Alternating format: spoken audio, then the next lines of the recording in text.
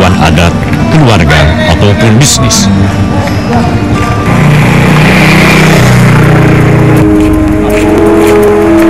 Batas negara memang memisahkan mereka.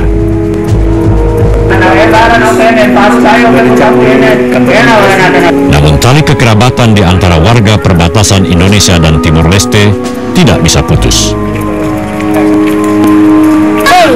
Sebagian warga Tim-Tim yang dulu mengungsi ke Atambua dan sekitarnya sudah kembali ke tanah kelahirannya dan menjadi warga negara Timor Leste. Namun, sebagian warga eks-pengungsi lainnya memilih tetap bernaung di bawah merah putih dan menjadi warga negara Indonesia.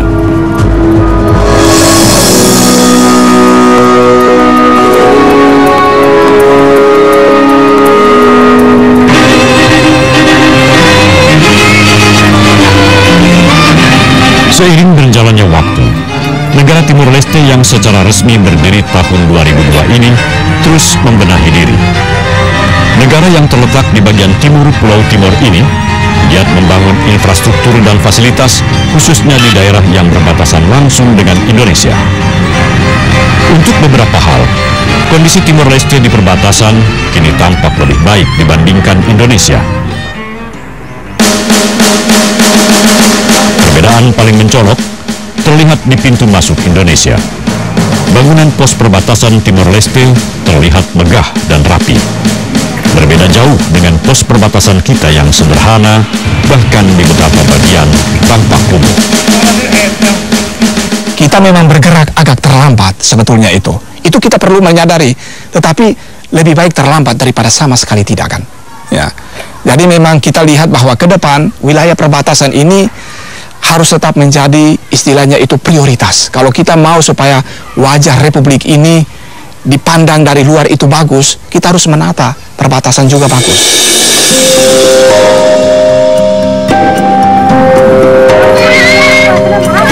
Warga eks Tim-Tim harus melihat kenyataan bahwa kehidupan kerabat mereka yang tetap tinggal di Timor Lorosae terus membaik.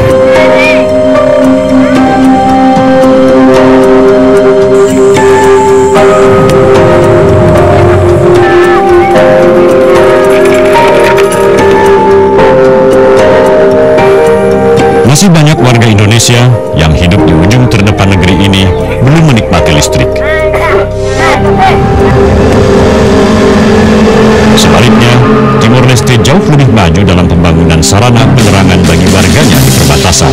Lihatlah perbandingan antara desa-desa di Kecamatan Raihat, Kabupaten Belu, NTT, yang bersebelahan langsung dengan wilayah Timor Leste ini.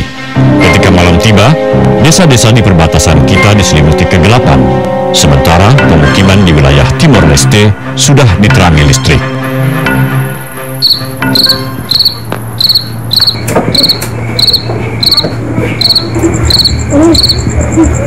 Beginilah suasana malam hari di Desa Tohe, Kecamatan Raihat, Kabupaten Belu, Nusa Tenggara Timur, yang bersebelahan langsung dengan distrik Tanubibi, Timor Leste.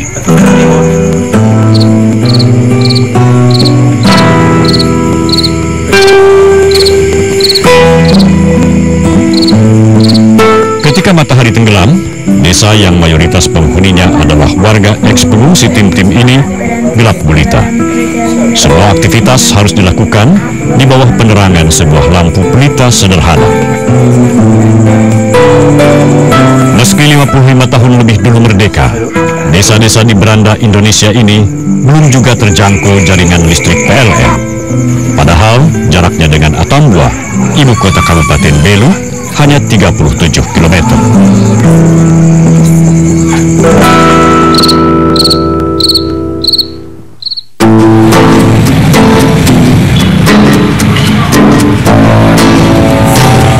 Meski harus menghadapi hidup yang keras, warga eks-pengungsi Tim-Tim tetap bertahan menjadi warga negara Indonesia. Karena setia pada pilihan politik dan tak punya banyak pilihan lain, membuat warga eks-pengungsi tidak kembali ke tanah kelahirannya, Timor Lorosae. Tidak mungkin mereka akan dijadikan kelas 2 di sana. Mereka mau menetap di sini. Nasionalisme di sana sudah diragukan, Pak. Mereka pasti meragukan nasionalisme mereka. Walaupun dia ini masyarakat biasa, tetapi sudah 13 tahun. Berarti orang sudah tanya, kamu ini tidak benar.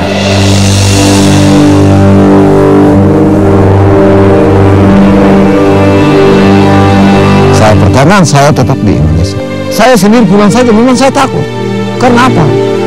Kita sudah semua berapa tahun, 24 tahun atau 23 tahun di Timur Timur, namanya tenaga pemandu operasi, sudah lakukan yang tidak-tidak. Jadi orang sudah kenal bahwa kau itu orang intelijen di Indonesia. Jadi kami kembali begitu saja, kami harus mati. Saya mencintai Republik Indonesia, maka saya pertahankan biar susah payah pun saya pertahankan Republik Indonesia.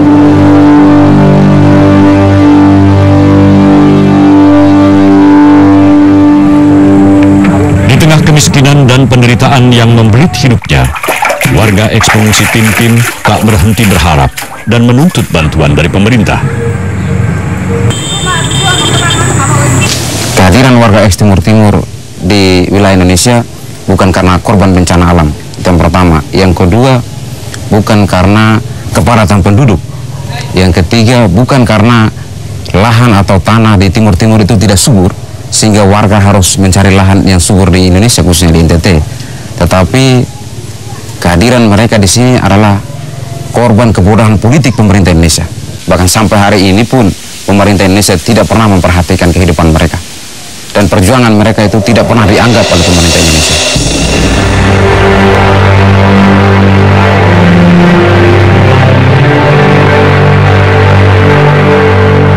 Saya tetap menuntut pemerintah Indonesia harus bantu saya, Pak. Karena kita kalah politik baru datang ke sini, Pak. Bukan kita lari sendiri. Memang sekarang kami tinggal begini, minum susah, makan susah, rumah rusak. Memang kami kecewa. Tapi kami punya tetap harapan ke pemerintah Indonesia, kami tetap harapan. Karena kami cinta merah putih baru kami datang ke sini.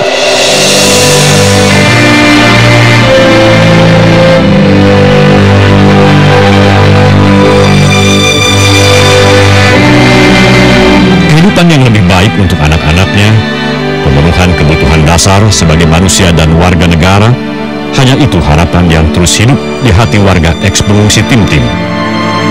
Mereka telah meninggalkan tanah leluhurnya, sanak famili dan harta bendanya demi merah putih, demi kecintaan dan pilihan politik untuk setia pada Republik Indonesia. Semoga pemerintah tidak menyia-nyiakan harapan dan pengorbanan warga yang kini hidup di garis depan negeri ini.